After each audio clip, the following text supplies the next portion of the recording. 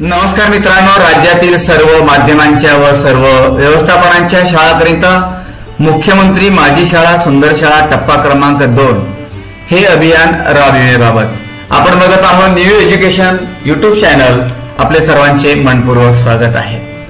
महाराष्ट्र शासन शालेय शिक्षण व क्रीडा विभाग शासन निर्णय क्रमांक मुम 2024 प्र 52 SD 6 मादाम कामा मार्ग हुतात्मा राजगुरु चौक मंत्रालय मुंबई 400032 दिनांक 26 जुलै 2024 ला हे पत्र आपल्या पुढे आलेलं आहे. तर हे शासन निर्णय आहे. प्रस्तावना अशी आहे की संदर्भाधीन शासन निर्णयान्वये सन 23-24 मध्ये भारतरत्न डॉक्टर बाबासाहेब आंबेडकर आदर्श शाळा योजनेअंतर्गत मुख्यमंत्री माझी शाळा सुंदर शाळा हे अनोखे स्पर्धात्मक अभियान राज्यातील सर्व माध्यमांच्या व सर्व स्थापनांच्या शाळाकरिता दिनांक 1/1/2024 ते दिनांक 15/2/2024 या कालावधीत राबविण्यात आले. या अभियानास विद्यार्थी व शिक्षकांबरोबरच माजी विद्यार्थी, पालक व शिक्षणप्रेमी नागरिकांनी भरभरून प्रतिसाद दिला. जवळपास 95% शाळांमधील सुमारे 2 कोटी विद्यार्थी या अभियानांतर्गत विविध उपक्रमात सहभागी झाले होते. त्यामुळे हे अभियान मोठ्या प्रमाणावर यशस्वी ठरले. या अभियानातील काही उपक्रमांची नोंद Guinness book of world record मध्ये देखील झालेली आहे. तर या अभियानात तालुका, जिल्हा, विभाग व राज्य स्तरावर यशस्वी ठरलेल्या शाळांना रोख रकमेच्या स्वरूपात पारितोषिक देण्यात आले व या रकमेचा विनियोग शाळांच्या गरजेनुसार करण्याची मुभा देखील शाळा व्यवस्थापनास देण्यात आली. त्यामुळे शाळांना तातडीच्या गरजा भागविण्याकरिता निधी उपलब्ध झाला. अर्थात या भौमितिक फायद्यांपेक्षा विद्यार्थ्यांमध्ये तसेच शिक्षकांमध्ये एक प्रकारचे नवचैतन्य निर्माण होऊन अनेक सकारात्मक बदल निदर्शनास आले आहे. ही बाब अधिक महत्त्वाची आहे. विविध प्रकारचे चाकोरीबाहेरील स्पर्धात्मक उपक्रम राबवून विद्यार्थ्यांमध्ये स्पर्धात्मक वृत्ती निर्माण होऊन त्यांच्या व्यक्तिमत्व विकासास चालना मिळावी व त्या खऱ्या अर्थाने बाह्य जगाची ओळख व्हावी हा या अभियानाचा मूळ हेतू होता व तो मोठ्या प्रमाणावर साध्य करता आला. उपरोक्त सर्व बाबी विचारात घेता सन 2024-25 देखील मुख्यमंत्री माझी शाळा सुंदर शाळा टप्पा क्रमांक 2 हे स्पर्धात्मक अभियान काही नवनवीन उपक्रमासह राबविण्याबाबतचा प्रस्ताव शासनाच्या विचाराधीन होता. शासन निर्णय अभियानाची व्याप्ती काय बघा. राज्यातील सर्व व्यवस्थापनाच्या व सर्व माध्यमांच्या शाळांनी सदर अभियानात सहभागी होणे अपेक्षित आहे. शासन निर्णय क्रमांक मुम 2024 प्र 52 SD 6 नंबर 2 या अभियानासाठी शाळांची विभागणी अ शासकीय व स्थानिक स्वराज्य संस्थांच्या शाळा व ब उर्वरित इतर सर्व व्यवस्थापनांच्या शाळा अशा 2 वर्गवारीत करण्यात येत आहे.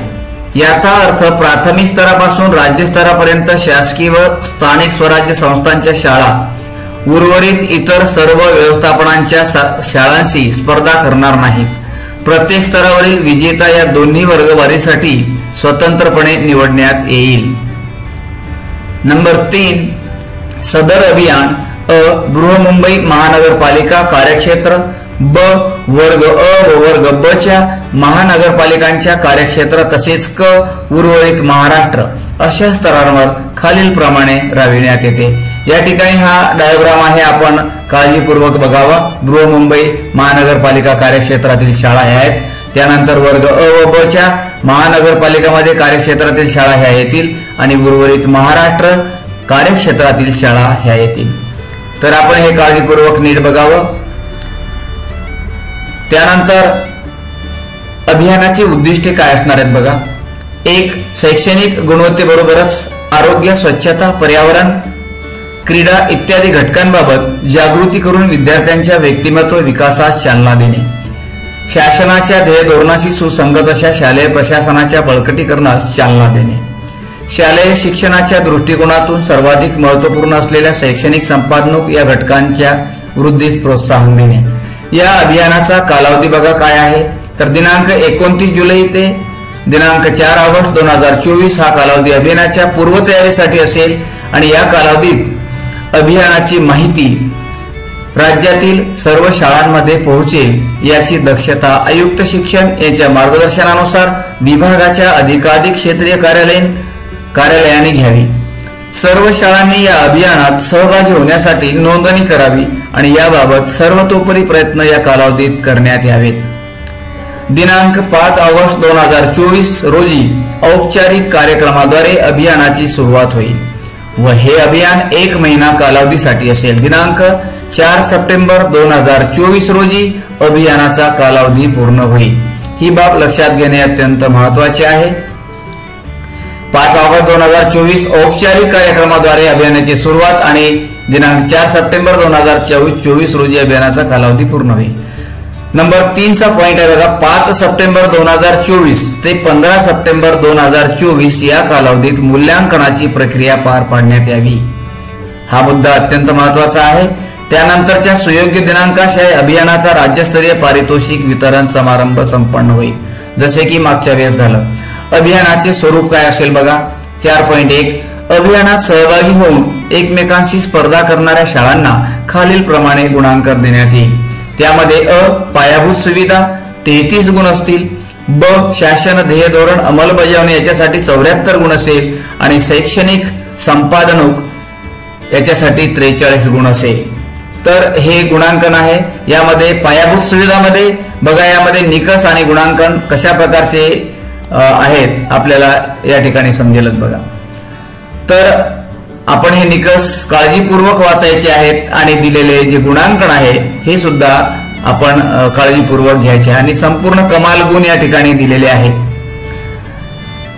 वर्गखोल्या, ग्रंथालय, प्रयोगशाळा आणि इतर खोल्या, विज्ञान, गणित, सामाजिक शास्त्र, प्रयोगशाळा याच्यामध्ये 3 पॉइंट दिलेले आहेत। शाळेमध्ये वर्गाभ्यानाच्या उद्देशाने पुरेशा वर्गखोल्या आहेत। विद्यार्थी वर्ग गुणोत्तर युडायस प्लस डाटाच्या आधारे या ठिकाणी बघितल्या जाईल। शाळेत ग्रंथालय, वाचन कोपरे, पुस्तक पेढी यासाठी 1 गुण दिलेला आहे। शाळेत प्रयोगशाळा उपलब्ध आहेत, भाषा, गणित, विज्ञान यासाठी 1 गुण आहेत। कमाल गुण या ठिकाणी 3 आहेत। त्यानंतर नंबर 2 चा पॉइंट आहे मुख्याध्यापक कार्यालय, कर्मचारी कक्ष, प्रशासकीय कार्यालय याच्यासाठी 2 गुण आहेत कमालीचे। यामध्ये 2 पॉइंट आहेत बघा, मुख्याध्यापक कार्यालय, कर्मचारी कक्ष, प्रशासकीय कार्यालय असे स्वतंत्र कक्ष असल्यास त्याला 1 गुण आहे आणि एकत्रित्या व्यवस्था असल्यास त्याला 1 गुण आहे। असे कमाल 2 गुण आहेत यामध्ये। त्यानंतर नंबर 3 चा पॉइंट आहे आरोग्य सेवा आणि व्यवस्थापन। शाळेत नियमित वार्षिक आरोग्य तपासणी करण्यात येते, त्यासाठी 1 गुण आहे, कमाल 1 गुण आहे यासाठी। आणि आरोग्य तपासणी होतच नाही यासाठी 0 गुण आहेत। स्वच्छता विषय बघा, यामध्ये 2 पॉइंट आहेत बघा, शाळेत हँडवॉश स्टेशन उपलब्ध आहे का यासाठी 1 गुण आहेत, कमाल याचे 2 गुण असतील। 4.2 शाळेत दिव्यांग विद्यार्थ्यांसाठी स्वतंत्र स्वच्छतागृहे उपलब्ध आहेत का आणि आहेत त्या स्वच्छतागृहांचे दिव्यांगासाठी रूपांतर केले आहे का याच्यासाठी 1 गुण आहे। आपण हे काळजीपूर्वक बघावं। त्यानंतर शालेय फर्निचर, विद्यार्थ्यांच्या संख्येच्या प्रमाणात फर्निचरची उपलब्ध आहे का यासाठी कमाल 1 गुण आणि 1 गुण दिलेला आहे। 6वा पॉइंट आहे बघा, सुरक्षा तरतुदी आणि आपत्ती व्यवस्थापन यासाठी कमाल 3 गुण दिलेले आहेत। 3 पॉइंट यामध्ये शाळेने आग, भूकंप, साथीचे रोग आणि इतर क्षेत्रांशी संबंधित किमान 1 आपत्ती व्यवस्थापन योजना विकसित केलेली आहे। नंतर शाळा वर्षातून किमान एकदा सुरक्षा ऑडिट करते, त्याला 1 गुण दिलेला आहे। आणि शालेय सुरक्षा प्रतिज्ञा दर्शनी भागात प्रदर्शित करणे यासाठी 1 गुण दिलेले आहेत। असे कमाल 3 गुण या ठिकाणी दिलेले आहेत। मुद्दा क्रमांक 6 बघा, पर्यावरणपूरक शाळा, बांधकाम आणि वृक्ष संवर्धन। 7.1 पर्यावरण संरक्षणास हातभार लावणाऱ्या बहुउद्देशीय वृक्षारोपणाचे रोपण व जोपासना करणे याला 1 गुण दिलेला आहे, कमाल 4 गुण यामध्ये आहेत बघा। केंद्र शासन, राज्य शासन मार्गदर्शक सूचनेनुसार शाळेत सर्व स्तरांसाठी इको क्लब आहे आणि प्राथमिक, माध्यमिक, उच्च माध्यमिकासाठी हे आहे आणि यासाठी 1 गुण दिलेला आहे। शाळेत कचरा पुनर्वापर, पावसाचे पाणी साठवण्याची व्यवस्था असेल तर 1 गुण आहे।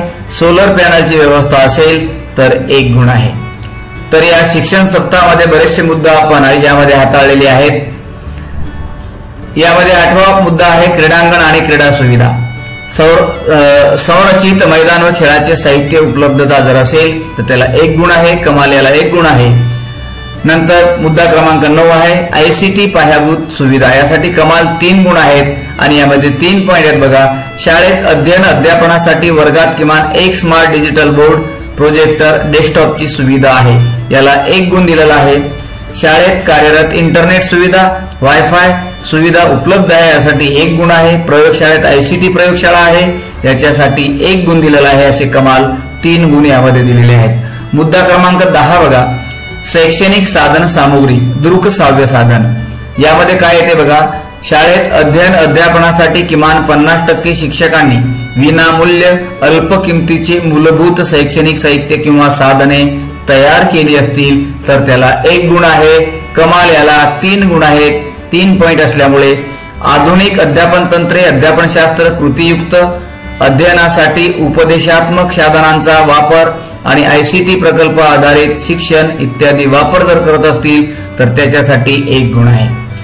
इयत्ता निहाय व विषय निहाय पुरेसे व हाताळण्यास योग्य असे वैविध्यपूर्ण दृकश्राव्य स्वरूपातील शैक्षणिक साहित्य उपलब्धता, अध्ययनपूरक वातावरण निर्मिती जर असेल तर त्याला 1 गुण दिलेला आहे. मुद्दा क्रमांक या ठिकाणी 11वा, अडथळा मुक्त वातावरण. शालेय आनंददायी वातावरण, रंगरंगोटी, बोलक्या भिंती, सजावट, सुविचार इत्यादी जर असतील तर त्याला कमाल 1 गुण आहे.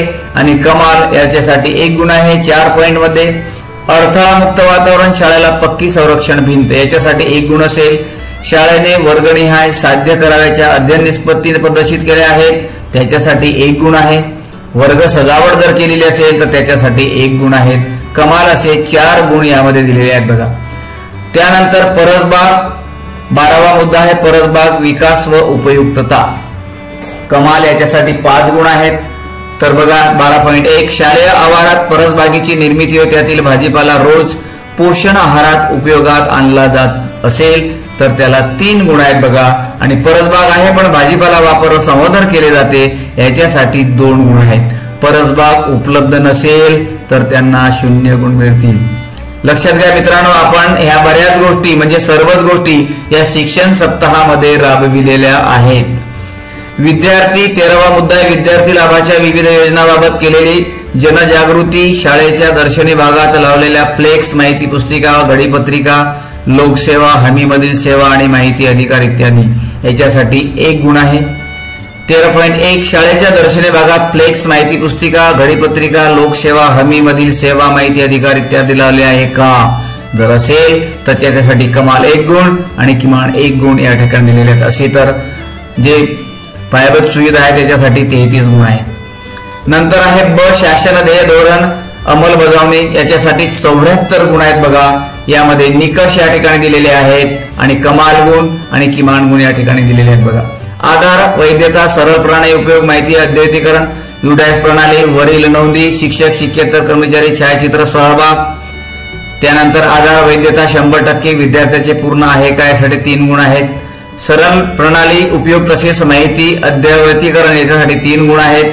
UDAS प्रणालीवरील नोंदी, माहिती अद्ययावतीकरण याच्यासाठी 2 गुण आहेत. शिक्षक, शिक्षकेतर कर्मचारी, छायाचित्र दर्शनी भागात आहेत का? 2 गुण आहेत बघा. हा नवीन मुद्दा यावेळेस टाकलेला आहे त्यांनी, तर याच्यासाठी कमाल 10 गुण दिलेले आहेत. त्यानंतर बघा मुद्दा क्रमांक 2 आहे यामधला शासन ध्येय धोरण अंमलबजावणी मधला महावाचन चळवळ. मागील वर्षी या अभियानांतर्गत घेण्यात आलेल्या शपथ गिनीज वर्ल्ड रेकॉर्ड्स मधील सहभाग अनुपालन याच्यासाठी 10 गुण आहेत. 2.1 महावाचन चळवळीमध्ये सक्रिय सहभाग ज्यांचा असेल 4 गुण आहेत. मागील वर्षी या अभियानांतर्गत शपथ घेतली होती का याच्यासाठी 2 गुण आहेत. आणि गिनीज वर्ल्ड रेकॉर्ड मधील सहभाग असेल तर 2 गुण आहेत. आणि वाचन वृद्धीसाठी विविध उपक्रमाचे आयोजन जर केले असेल याच्यासाठी 2 गुण आहेत. असे कमाल किमान 10 गुण यासाठी दिलेले आहेत बघा. त्यानंतर तिसरा मुद्दा आहे शासकीय कार्यक्रमातील सहभाग. उदाहरणार्थ मेरा देश मेरी माटी, ग्रंथालयाचा उपयोग, पाठ्यपुस्तक, विद्यार्थी मूल्यमापन चाचणी, आयोजन, स्त्री पुरुष समानता, मतदान प्रचार प्रसार, विविध महत्वपूर्ण विषयांच्या शपथ कार्यक्रम. उदाहरणार्थ गणेश वाटप, उदाहरणार्थ तंबाखूमुक्त भारत, कुष्ठरोग निर्मूलन, आनंददायी शनिवार, व्यवहार ज्ञान, कृषी घटक इत्यादी. यासह विविध शासकीय शिष्यवृत्ती सवलती योजना पात्र लाभार्थ्यापर्यंत पोहोचविण्यासाठी केलेले प्रयत्न, मतदान प्रचार प्रसार, निवडणूक साक्षरता मंच व स्काउट गाईड क्रमांक उपक्रम इत्यादी याच्यासाठी किमान 7 गुण देण्यात आलेले आहेत. यामध्ये बघा पहिला पॉईंट यामधला 3.1 विविध शासकीय शिष्यवृत्ती सवलती योजना पात्र लाभार्थ्यापर्यंत पोहोचण्यासाठी केलेले प्रयत्न काय असतील तर 1 गुण आहे. मेरा देश मेरी माटी, स्त्री पुरुष समानता, आनंदाई शनिवार इत्यादी उपक्रमातील सहभाग 1 गुण आहे. त्यानंतर 3.3 मतदान प्रचार प्रसार निवडणूक साक्षरता 1 गुण आहे. तंबाखूमुक्त भारत शपथ कार्यक्रम तसेच इतर व्यसनमुक्तीसाठी केलेले प्रयत्न, कुष्ठरोग निर्मूलन याच्यासाठी 1 गुण दिलेला आहे. आणि स्काउट गाईड उपक्रम जर राबवलेले असतील तर त्याच्यासाठी 3 गुण दिलेले आहेत. असे या ठिकाणी 7 गुण आहेत.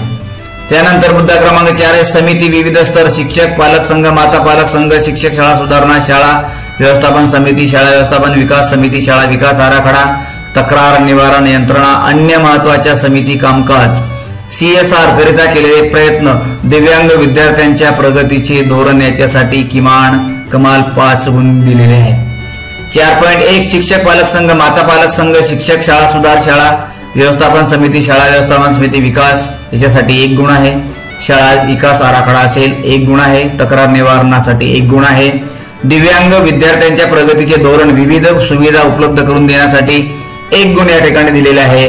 आणि शाळामध्ये संलग्नित अंगणवाडी असल्यास 1 गुण दिलेले आहे. असे हे 5 गुण या ठिकाणी दिलेले आहेत. मुद्दा क्रमांक 5 आहे बघा विद्यांजली पोर्टल. बघा हा शाळा सप्ताहामधला शिक्षण सप्ताहामधला शेवटचा दिवस रविवार होता. या दिवशीच हे उपक्रम आहेत बघा. शाळेच्या गुणवत्तापूर्ण विकासासाठी विद्यांजली पोर्टलवर शाळेची नोंदणी जर केलेली असेल तर 3 गुण आहेत. पोर्टलवर मागणी नोंदविल्यास 5 गुण आहेत. आणि संबंधित संस्थेकडून शाळेसाठी आवश्यक बाबींची उपलब्धता करून घेतल्यास 2 गुण आहेत. असे 10 गुण या ठिकाणी दिलेले आहेत बघा. हेही नवीन आहे यावेळेस.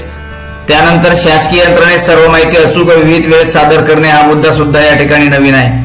तर 6.1 शासकीय यंत्रणेत सर्व माहिती अचूक विविध वेळेत सादर तुम्ही करत असाल तर 1 गुण आहे.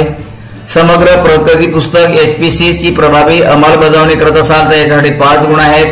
शाळेत किमान 1 NSQF अनुरूप अभ्यासक्रम चालविला असेल तर याच्यासाठी 4 गुण आहेत. असे 10 किमान या ठिकाणी गुण आहेत. त्यानंतर 7वा मुद्दा आहे पर्यावरणविषयक जनजागृती कार्यक्रम आरोग्य स्थिती. याच्यासाठी किमान 1 गुण आहेत. पर्यावरणविषयक जनजागृती कार्यक्रम जर तुम्ही आरोग्य स्थिती केलेली असेल तर त्याला 1 गुण दिलेला आहे. मुद्दा क्रमांक 8 विद्यार्थी अभिलेखांची नीटनेटके व अद्ययावतीकरण स्थिती. याच्यासाठी किमान 1 गुण या ठिकाणी दिलेले आहेत. तर विद्यार्थी अभिलेखांची नीटनेटके व अद्ययावतीकरण स्थिती याच्यासाठी 1 गुण दिलेला आहे. शालेय शिक्षक शिक्षकेतर कर्मचारी यांचे सेवाविषयक लाभ व अभिलेख अद्ययावतीकरण स्थिती याच्यासाठी 11 गुण या ठिकाणी दिले आहेत बघा. याचे पॉइंट नुसार विभागीकरण केले आहे. तर 9.1 आहे शालेय शिक्षक शिक्षकेतर कर्मचारी यांचे सेवाविषयक लाभ व अभिलेख अद्ययावतीकरण स्थिती 1 गुण. उच्च अर्हता धारण केलेल्या शिक्षकांचे प्रमाण तर त्यासाठी 3 गुण दिलेले आहेत. शिक्षकांच्या उच्च शैक्षणिक अर्हतेचा शालेय प्रगतीवर त्याचा झालेला परिणाम जर असेल तर 2 गुण आहे. स्वयं MOOC मूक पोर्टलच्या सहाय्याने शालेय नेतृत्वासाठी सेवांतर्गत प्रशिक्षण पूर्ण. मूक पोर्टलच्या सहाय्याने याच्यासाठी 5 गुण या ठिकाणी दिलेले आहेत बघा. यामधला मुद्दा क्रमांक 10 आहे बघा शालेय दप्तराची साहित्याचे वर्गीकरण जतन संवर्धन व अद्ययावतीकरण स्थिती याच्यासाठी 1 गुण आहे. शालेय दप्तरांची साहित्याचे वर्गीकरण जतन संवर्धन व अद्ययावतीकरण जर केलेलं असेल तर 1 गुण आहे.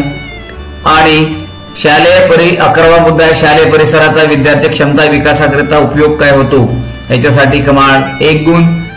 शालेय परिसराचा विद्यार्थी क्षमता विकासाकरिता उपयोग. मुद्दा क्रमांक 12 बघा. यामधला मागील 2 वर्षाच्या तुलनेत चालू शैक्षणिक वर्षात झालेली पटसंख्येमध्ये वाढ, पटनोंदणी, पूर्व प्राथमिक शिक्षणातील सहभाग आणि गळती कमी करण्यासाठीचे प्रयत्न काय केलेले आहेत याच्यासाठी 2 गुण या ठिकाणी दिलेले आहेत. पुढचा मुद्दा आहे मागील 2 वर्षांच्या तुलनेत चालू शैक्षणिक वर्षात झालेली पटसंख्याची वाढ याला 1 गुण आहे.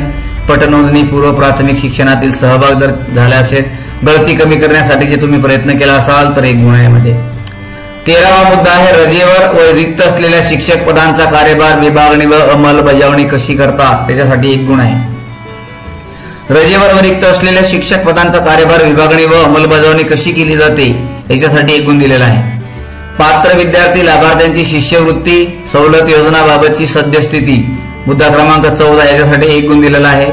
पात्र विद्यार्थी लाभार्थ्यांची शिष्यवृत्ती सवलत योजनाबाबतची स्थिती काय असेल त्याच्यासाठी मुद्दा क्रमांक 15 बघा, शाळेने परिसरातील असाक्षरता दूर करण्यासाठी केलेले प्रयत्न, त्यासाठी करावयाचे असाक्षर व्यक्तीचे सर्वेक्षण, स्वयंसेवक नियुक्ती, असाक्षर व्यक्तीचे अध्ययन अध्यापन आणि साक्षरता कार्यक्रमाचा प्रचार कसा केला याविषयी किमान 3 गुण या ठिकाणी दिलेले आहेत. असाक्षर व्यक्तीचे सर्वेक्षण 1 गुण, स्वयंसेवक नियुक्ती, असाक्षर व्यक्तीचे अध्ययन अध्यापन याच्यासाठी 1 गुण दिलेला आहे.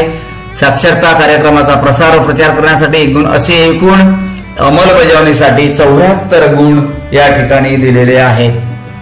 शैक्षणिक संपादक याच्यासाठी 43 गुण दिलेले आहेत बघा. याचे निकष काय बघा आणि मुद्दे बघूया आणि कमाल गुण किती आहेत ते बघूया. 1.1 इंग्रजी विषयाचा अध्ययन स्तर कसा आहे याच्यासाठी 4 गुण आहेत बघा. अतिउत्तम 4, उत्तम 3, चांगला 2, समाधानकारक 1 आणि असमाधानकारक 0. गणितीय क्षमताचा अध्ययन स्तर कसा आहे याच्यासाठी 4 गुण आहेत. अतिउत्तम 4, उत्तम 3, चांगला 2, समाधानकारक 1 आणि असमाधानकारक 0, असे 4 आणि 4 8 गुण. त्यानंतर भारतीय एक भाषेतील अध्ययन स्तर मराठी, हिंदी, गुजराती, कन्नड, तेलुगू इत्यादी याच्यासाठी 4 गुण, असे 12 गुण याच्यासाठी दिले आहेत बघा.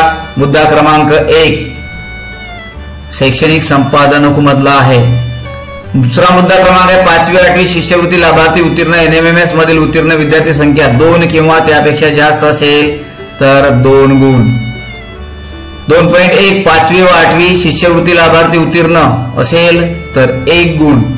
NMMS मधील उत्तीर्ण विद्यार्थी असेल तर 1 गुण. हे सुद्धा मुद्दे यावर्षी नवीन आलेले आहेत बघा. स्वच्छता मॉनिटर मधील मागील वर्षाची कामगिरी व चालू वर्षातील सहभाग याच्यासाठी 5 गुण दिलेले आहेत बघा. यावर्षी काय सहभाग दर्शवला आहे, मागील वर्षी बऱ्याच शाळांनी यामध्ये मॉनिटर मधील स्वच्छता मॉनिटर मधील सहभाग नोंदवला होता. यावर्षीची काय स्थिती आहे बघूया. तर स्वच्छता मॉनिटर उपक्रमाची मागील वर्षातील प्रभावी अंमलबजावणीसाठी 3 गुण, स्वच्छता मॉनिटर मधील चालू वर्षातील सहभाग 2 गुण, असे एकूण 5 गुण दिलेले आहेत. राज्य, राष्ट्रीय, आंतरराष्ट्रीय पातळीवरील म्हणजे मुद्दा क्रमांक 4 विविध स्पर्धा परीक्षांमधील उत्तीर्ण विद्यार्थी संख्या आणि सांस्कृतिक क्षेत्रातील अतिउत्कृष्ट सादरीकरण स्पर्धा परीक्षांमधील यश सहभाग याला 4 गुण दिलेले आहेत. राज्य, शास्त्रीय, आंतरराष्ट्रीय पातळीवरील सांस्कृतिक क्षेत्रातील अतिउत्कृष्ट सादरीकरण 2 गुण आहे. राज्य, राष्ट्रीय, आंतरराष्ट्रीय पातळीवरील स्पर्धा परीक्षांमधील यश याला 2 गुण आहेत, असे एकूण 4 गुण दिलेले आहेत बघा. या मुद्दा क्रमांक 5 आहे बघा, विद्यार्थ्याच्या वैयक्तिक अध्ययनासाठी केलेले प्रयत्न तसेच शालेय स्तरावरील विविध स्पर्धा आयोजन, अध्ययन अक्षम विद्यार्थी, अभ्यासात मागे राहिलेले दिव्यांग मुले इत्यादी, सभाधितिकपणा, वक्तृत्व, वादविवाद स्पर्धा, सांस्कृतिक स्पर्धा, क्रीडा, वाङ्मयीन याच्यासाठी 4 गुण आहेत. आणि अध्ययन अक्षम विद्यार्थी, दिव्यांग मुलासाठी स्वतंत्र योजना याच्यासाठी 2 गुण दिलेले आहेत बघा. नंतर सांस्कृतिक स्पर्धा, वक्तृत्व स्पर्धा, वादविवाद स्पर्धा इत्यादी आयोजन केले असेल तर 2 गुण आहे. मुद्दा क्रमांक 6 बघा, शालेय विद्यार्थी उपस्थितीचे प्रमाण 1 गुण आहे.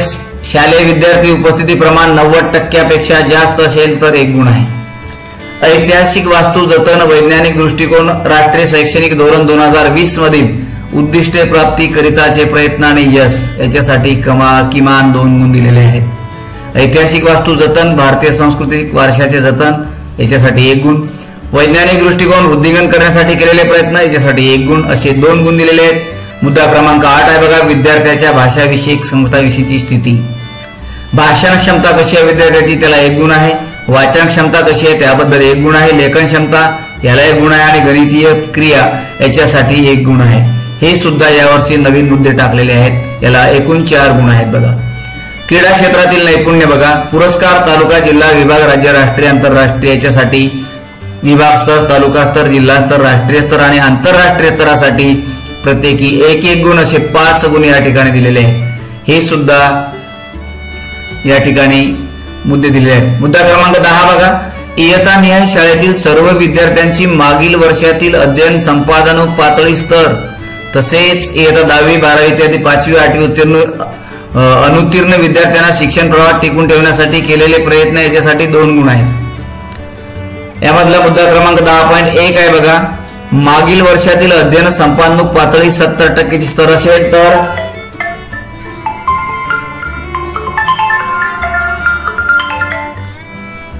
ते मध्य मिनिटे बोललो रेकॉर्डिंग चालू.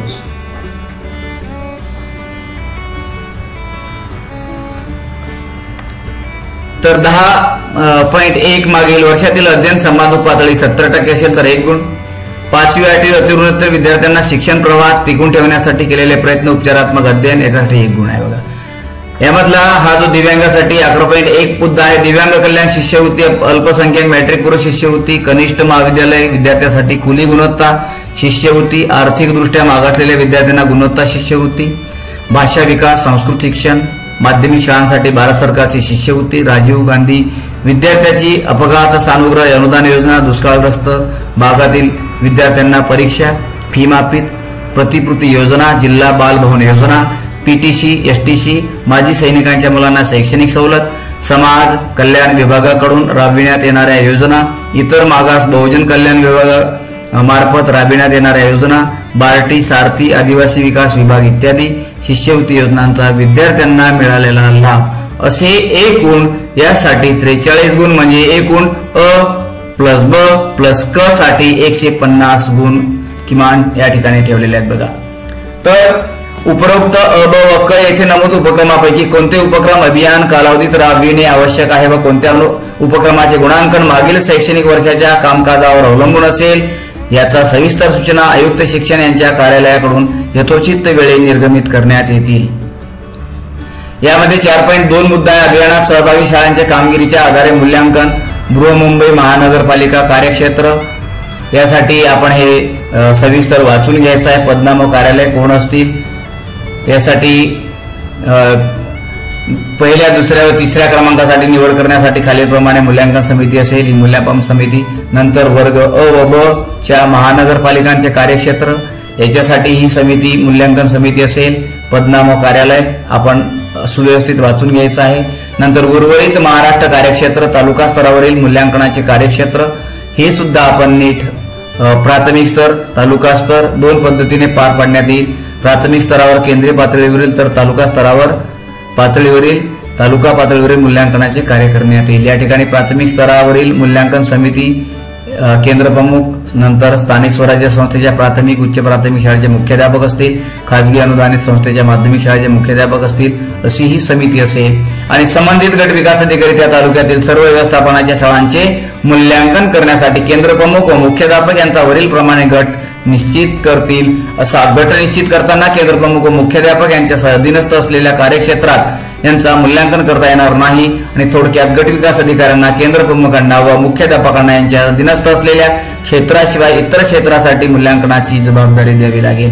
तर आपण सर्व हे काळजीपूर्वक नीट सूचनांचं पालन करायचं आहे, वाचायचं आहे. आपण सर्वांनी यामध्ये हिरिरीनं जातीने भाग घ्यायचा आहे आणि रजिस्ट्रेशन करून आपलं काम सुरू करायचं आहे. तालुका स्तरावरील मूल्यांकन समिती अशी असेल. त्यानंतर जिल्हा स्तरावरील मूल्यांकनाचे कार्य याप्रमाणे चालेल. आपण हे नीट काळजीपूर्वक वाचून घ्यायचं आहे.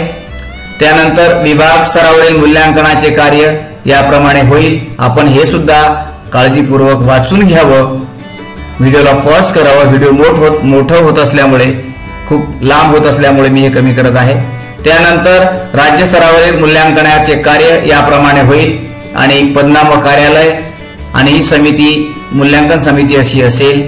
आपण नीट वाचून घ्या. मूल्यांकन समितीसाठी आवश्यक मनुष्यबळ हे सर्व आपण वाचून घ्यायचं. नंतर 4.4 आहे पारितोषिक. बृहन्मुंबई महानगरपालिका कार्यक्षेत्रासाठी कुठले पारितोषिक, बक्षिसांचा क्रम, पहिले, दुसरे, तिसरे आपण हे काळजीपूर्वक नीट वाचून घ्या. मोठी रक्कम आहे. त्यानंतर उर्वरित इतर सर्व व्यवस्थापनांच्या शाळेसाठी रक्कम ₹1,00,000, तालुका दर्जास्तरीय बक्षिसांचा रक्कम, जिल्हास्तरीयसाठी आणि मनपास्तरीय साठी हे असे बक्षीस आहेत. म्हणजे पहिले, दुसरे आणि तिसऱ्यासाठी किती एकूण बक्षीस या ठिकाणी मिळणार आहेत. त्यानंतर वर्ग अ व ब च्या महानगरपालिकांचे कार्यक्षेत्र 4.4.2 सदर अभियानांतर्गत खाली दर्शविल्याप्रमाणे प्रथम, द्वितीय, तृतीय आलेल्या शाळांना रकमेच्या स्वरूपात पारितोषिके अनुज्ञेय असतील. शासकीय व स्थानिक स्वराज्य संस्थांच्या शाळा, बघा या ठिकाणी बक्षिसांचा क्रम पहिले, दुसरे, तिसरे आणि एकूण बक्षीस या ठिकाणी दिलेला आहे. यानंतर तालुकास्तरीय, जिल्हास्तरीय, त्यानंतर मनपा नाशिक, मनपा नागपूर, मनपा जिल्हा स्तरीय बक्षीस या ठिकाणी दिलेलं आहे, मनपा स्तरीयसाठी दिलेलं आहे. त्यानंतर उर्वरित इतर सर्व व्यवस्थापनांच्या शाळा बक्षिसांचा क्रम या ठिकाणी दिलेला आहे। पहिले, दुसरे आणि तिसरे आणि एकूण बक्षीस या ठिकाणी दिलेले आहेत बघा। आपण हे नीट काळजीपूर्वक वाचायचं आहे। उर्वरित महाराष्ट्रासाठी सदर अभियानांतर्गत खालील दर्शविल्याप्रमाणे त्या स्तरावर प्रथम, द्वितीय, तृतीय आलेल्या शाळांना रकमेच्या स्वरूपात पारितोषिके देण्यात असतील।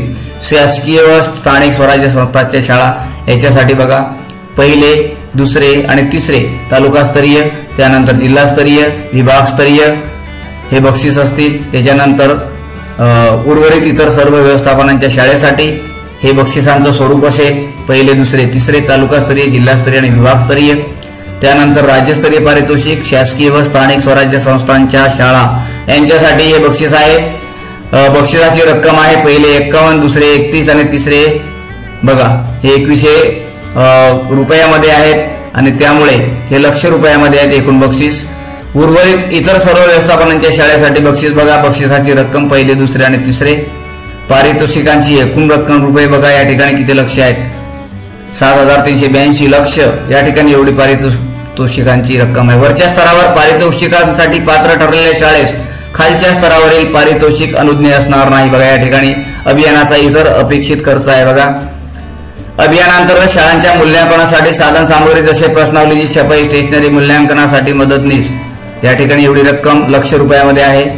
घेतलेल्या महाविद्यालयीन विद्यार्थ्यांचे मानधन, समितीचा प्रवास खर्च, भेटीगाठी, कार्यक्रमाचे आयोजन इत्यादीसाठी अपेक्षित खर्च, अभियानाचा प्रसार व प्रचारासाठी केलेला खर्च या ठिकाणी बघा लक्ष मध्ये आहे। 1 लक्ष म्हणजे 1292 लक्ष।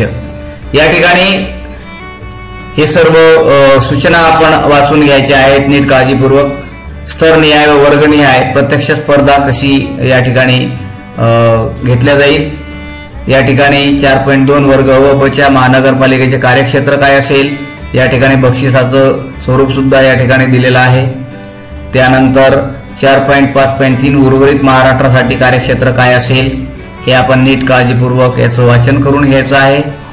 व्हिडिओ खूप मोठा होत असल्यामुळे मी थोडं शॉर्टकट घेतो आहे। हे सर्व आपण याचं वाचन करून त्यानंतर राज्यस्तरावरील स्पर्धा कशा असतील, जिंकलेल्या पारितोषिकांच्या रकमेचा विनियोग कसा असेल, या सर्व गोष्टी या सदर अभियानाच्या प्रभावी अंमलबजावणीसाठी आयुक्त शिक्षण महाराष्ट्र राज्य पुणे यांच्या अध्यक्षतेखाली राज्यस्तरीय कार्यकारी समितीची बैठक करण्यात येईल। हे सर्व आपण वाचून घ्यायचं आहे नीट काळजीपूर्वक। सदर शासन निर्णय महाराष्ट्र शासन www.maharashtra.government.in या संकेतस्थळावर उपलब्ध करण्यात आला असून या संकेतांक हा असा आहे, हा शासन निर्णय डिजिटल स्वाक्षरीने सत्यापित करून निर्गमित करण्यात येत आहे महाराष्ट्राचे राज्यपाल यांच्या आदेशानुसार व नावाने। या ठिकाणी उपसचिव महाराष्ट्र शासन तुषार महाजन आणि हे प्रतिलिपी या ठिकाणी पाठवलेले आहेत।